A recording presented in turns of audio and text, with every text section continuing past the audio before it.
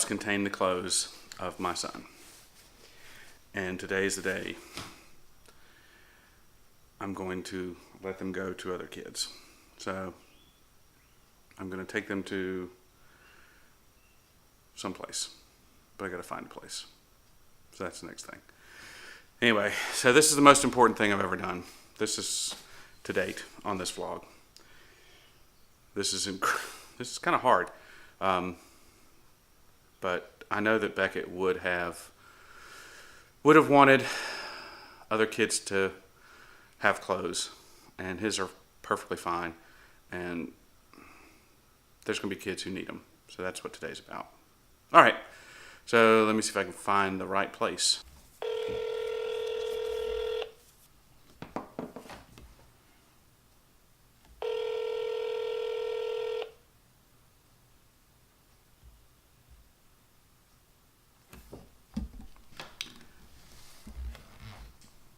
Well, that was frustrating. So I'm trying this place and they just don't answer. I'm just going to go there. Hopefully they'll be there. But anyway, gotta load up. We're on a mission from God. I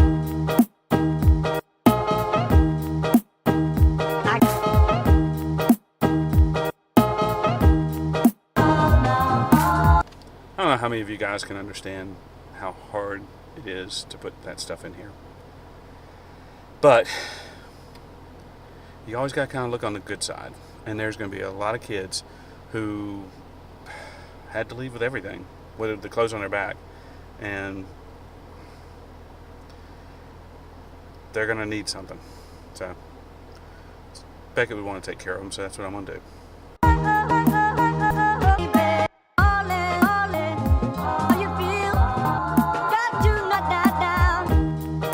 So, yeah, we got bathing suits, socks, pajamas.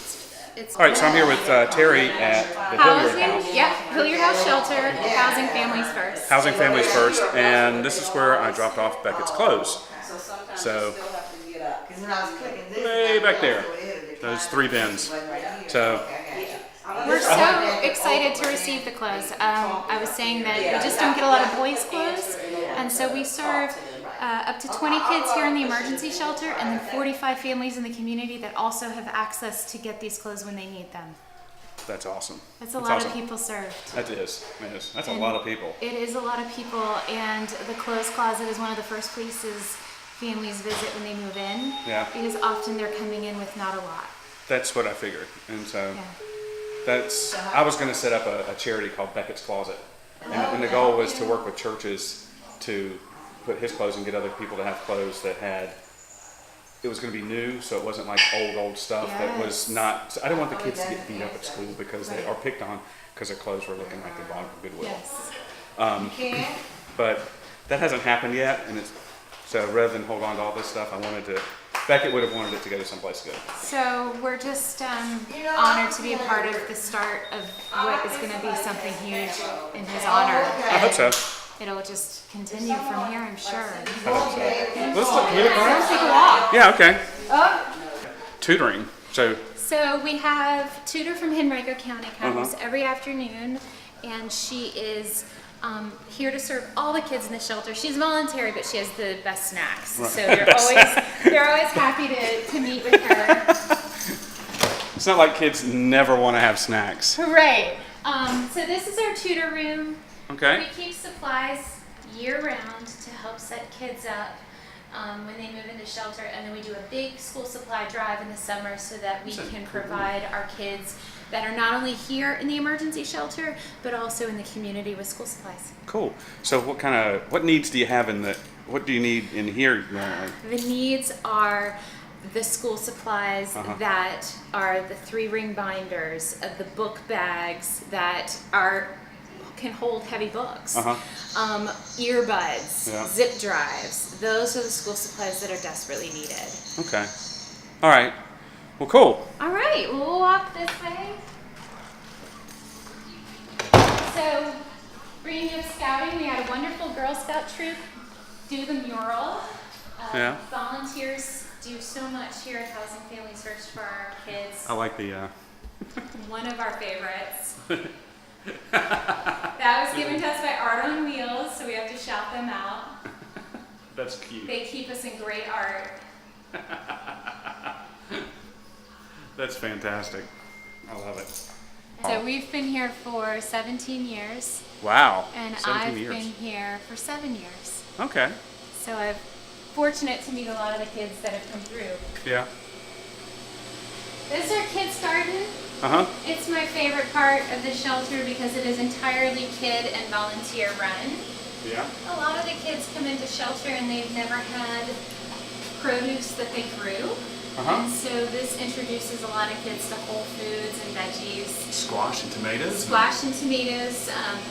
Last year we had zucchini. We're pulling for watermelon. We want watermelon next year. So do the residents come and cook their own meals? And No, we have a kitchen coordinator who's also one of the executive chefs at Feedmore. And he was a chef on a cruise ship, so he makes amazing food. So we ask the clients, let us cook for the 30 to 45 days that they're here in emergency shelter. Yeah. And then we also have food they can heat up that are leftovers. Okay. Wow. Okay, cool. Nice. So y'all doing some good stuff here. We try. We served over 300 people last year. That's a lot. And we did it with a staff of 13. Wow. So volunteers truly helped move the families forward. We couldn't do it without the volunteer program. So what sort of services do you provide for this? I see you do the tutoring and you've got the garden and all that. What other services? So what our case management team does and what they're excellent at is really making sure services that the families need to stay stable in their own housing are connected directly to the families. So we will bring in other agencies that is their mental health skill building, parenting classes, financial classes, so that the services stay with the families and that we can stay focused on housing. Our goal really is to move families out of shelter within 30 to 45 days. And to do that, we have to stay in our housing lane. But we do build a team for each family. Awesome. Well, I appreciate you. This way. It's hard when you're so tall. No, I'm so short. I go this way. It's me. I have the same problem with my daughters. So I really appreciate you taking the time to talk to Thank me you. and taking Beckett stuff. We're honored. You know, it's kind of a hard day. It's a good day, but a hard day. And it's a journey that you're on. Yeah, it's taken more than a year because it feels like you're kind of kicking them out in the beginning, and I still got love this stuff. I'm sure, and I'm sure it will always be. Yeah. So. But now a lot of kids in the Richmond area that need it so bad have a lot of this stuff too. Yeah, you've got a lot of pants. Good. Good. That is such a great basic piece. Oh, you've got a lot of Moms pants. are going to come in here and be so grateful. Yeah. Because I have all girls, but I've heard boys are a little tougher on clothes sometimes. So I think it's necessary to have a lot of good pants. Well, when he got sick, he discovered LuLaRoe. Oh yeah. Because cancer patients really love LuLaRoe. Okay. Because they're so soft and their skin gets really sensitive. Yeah. And so that's all he wore was LuLaRoe leggings. Wow. Well, right. thank you. Thanks. All right. I appreciate you doing this. I appreciate you guys. All right. Thanks. And we're out. They need boys' clothes. They have a lot of boys' clothes now. And for 8, 9, 10-year-olds. So if you can help them, help them. If you can help somebody, help somebody. There's other shelters, I'm sure. I'm sure. There are other shelters. I kind of picked this one because they're far on the other side of Richmond, and I didn't want to. I could have donated it somewhere close to home, but I didn't want to run into some kids wearing Beckett's clothes and have flashbacks, and it'll happen. A lot of this there's a lot of, for lack of a better phrase, a lot of PTSD associated with losing your child, and you gotta do what you can do. So. Well, that's one milestone done, and like I I said, it was hard. It was hard there at the very end when I realized when I realized his stuff was really going. That was tough.